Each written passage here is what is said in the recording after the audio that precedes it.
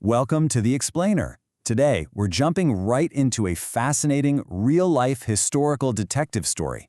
We're going to look at how a handful of old, faded photographs can completely alter the course of someone's life and literally unearth generations of forgotten history. Now, this entire journey is based directly on the meticulous, decades-long research of historian Paweł Gajewski, specifically detailed in his incredible articles published in the Rocznik Wolomiński, which is a regional historical yearbook in Poland. You know, Mr. Gajewski didn't just look up a name online. He painstakingly cross-referenced family lore with hard, archival facts to reconstruct the lineage of the Brachfogel family. It's an absolute masterclass in how to do genealogical research right, and we're going to walk through exactly how he pulled it off. I want to hook you immediately with this number right here, 43. Why is this number so important?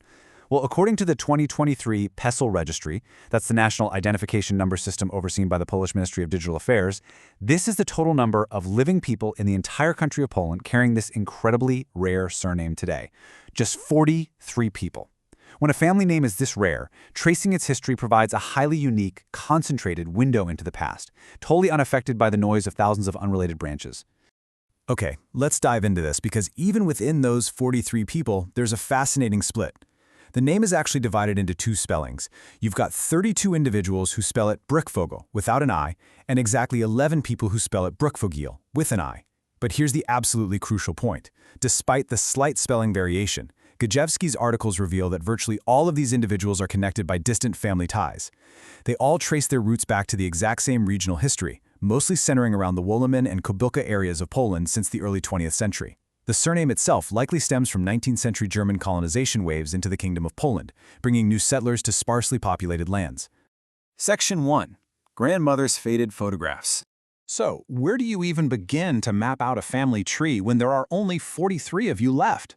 The author's inspiration didn't start in a dusty library, it started back in the early 2000s, right in the living room of his grandmother, Barbara Gajewska. Sitting with her grandson, Barbara would share stories of her childhood and youth, pointing out the mysterious faces staring back from vintage family portraits. She provided the names, the context, the forgotten events of their lives, and then, during one of these storytelling sessions, a massive revelation dropped. Her own mother's maiden name was Brachfogel. Holding those tangible, physical artifacts is what changed everything for the author. Hearing that highly unusual, foreign-sounding maiden name, Brachfogel, didn't just spark a fleeting moment of curiosity, it planted a seed.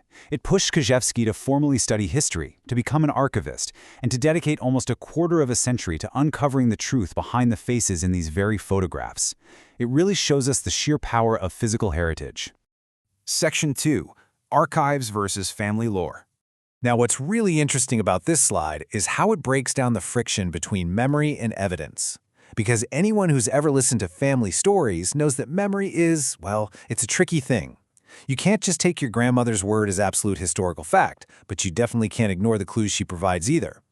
Gajewski's process involved 3 distinct steps. First, gather the oral histories, the names, the supposed dates, the locations. Second, take those clues and consult vital records like civil registries and parish books. And finally, step 3, reconcile the two. Sometimes the dates were slightly off or locations were remembered incorrectly. The historian's job is to basically weave the warmth of the memory with the cold, hard accuracy of the registry. So what exactly was in Gajewski's historical tool belt? It was pretty extensive. He used modern data like the Posługuję registry we mentioned earlier. He spent countless hours poring over Roman Catholic parish records for births, marriages, and deaths in places like Kobylka and Wołomin. He also relied on inherited documents, such as German occupational workbooks, known as an Arbeitsbuch, from the Second World War. But here's what you should really take away from this. Uncovering the truth often meant correcting long-held family myths.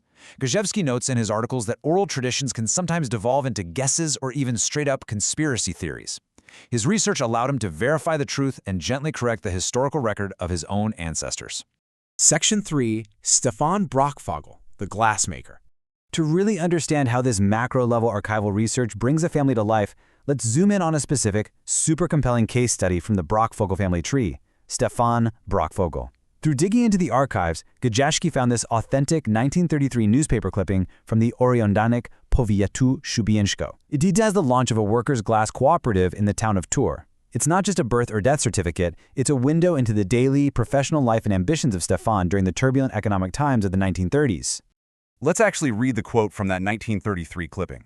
It says the cooperative was formed under the management of the former multi-year manager of the Arena Glassworks firm from Innovaaflof, Mr. Stefan Brachfogel, as president of the board and director of the factory. This is incredible, right? It illustrates Stefan's prominent, respected leadership role in the Polish glass industry. We see him transition from a manager in Innovaaflof to the president and director of a completely new cooperative in Tur, employing around 120 people. It perfectly bridges his personal family life with the macro-level industrial history of interwar Poland. But Stefan wasn't just some stoic factory director. The archives and family memories show his human side too. We have this wonderful, lighthearted anecdote recorded by Gajewski, which we can call the 50s Lottie uncle. Stefan lived in an hour of Rats, but he had frequently traveled to the Mazovia region to visit his extended family, making sure to stop and see all his relatives along the way. When visiting his younger brother Karol's family, Stefan would generously gift his 3 nephews a 50 zloty banknote each. Now, as the historian notes, in the 1930s, a 50 zloty note for a young boy was a small fortune. It's these tiny, vibrant details that make historical research so rewarding. And this brilliantly illustrates the dynamic nature of this family's story over time. In the 1920s, we see the family firmly establishing their roots in Kobilka and Wolomin. By 1933, Stefan is a leader in the glassworks industry.